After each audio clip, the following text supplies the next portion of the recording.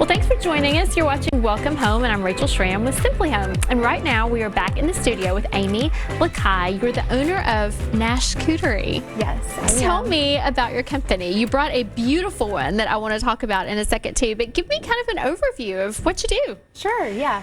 So I just started my charcuterie company back in May. So it kind of started when my sister and a bunch of my friends were graduating from Vanderbilt, and they didn't get to have a graduation this year just because of COVID and everything. So I decided to have like a little bit of a get together at my apartment to celebrate their graduation, and I thought a charcuterie board would be the perfect little snack to have along with like drinks with friends. So I started looking up things on Pinterest, how to make a charcuterie board, and I found some really amazing pictures, and wow, that was my first one I ever made. But then it kind of spiraled from that. I'm one of 6 children, and my parents live in Brentwood, so we were going out there a lot for meals, and my whole family was in town during COVID because no one was working or going out of town or anything. So we'd go to my parents' house for meals, and before our meals I would make like a small charcuterie board for my family to enjoy, and they really urged me to start a business, start an Instagram, and try to get my name out there. So with the help of my family and friends, they've really pushed me to start this business. I love it. What a way to discover you have this talent that you didn't know you had. Are you typically an artistic, crafty, creative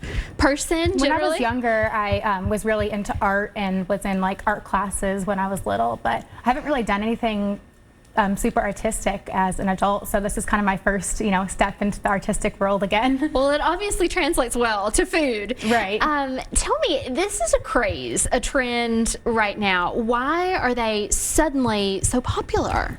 I think they're really popular just because I feel like restaurants are starting to do a lot of charcuterie boards. So people go to a restaurant, they see it. It's a really great appetizer for a group. So if you're sitting down at a table with a group, a charcuterie board is a perfect little bite to snack on before a meal. But I also feel like with just the craze of influencers and social media, it's really the perfect Instagrammable post. You can post on your story. It's a beautiful piece of art that you can also enjoy. So I think social media has also really pushed the charcuterie phase. Well, and it really is. What you've made today is beautiful, and the photos that we're seeing are lovely as well. So tell me about some of the boards that you make, kind of what are your most popular, what's the craziest board you've made, that kind of thing. So I make these little boxes. These are like sort of a picnic box or a box for like 2 to 4 people to enjoy. These are, someone could take this to Arrington Vineyards in Franklin or to a friend's house, or I deliver a lot of these for like a birthday or a special occasion or something like that with a little note that says happy birthday something. So this is probably one of my most popular ones. It's just a little box that can be delivered somewhere.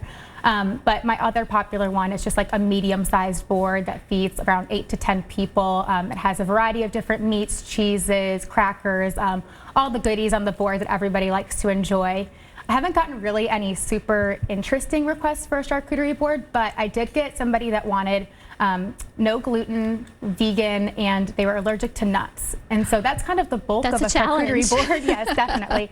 It's kind of the bulk of a charcuterie board. So that was a little bit of a challenge for me. I just found a lot of vegan cheeses and veggies and fruits, which what they could have. So, but they really enjoyed it. But that was probably my most difficult one. I haven't gotten any too crazy ideas out there yet. Hey, you may after today. Yeah, I may. And I'm up for the challenge. We're almost out of time, but tell me, you have some really exciting future plans for your business. Tell me about that. Yeah, I'm hoping in the new year to open up a brick and mortar. It's going to be on Mallory Lane, right next to the new Aldi. So I'm going to have boxes you can come pick up. You can also come pick up big boards if you'd like.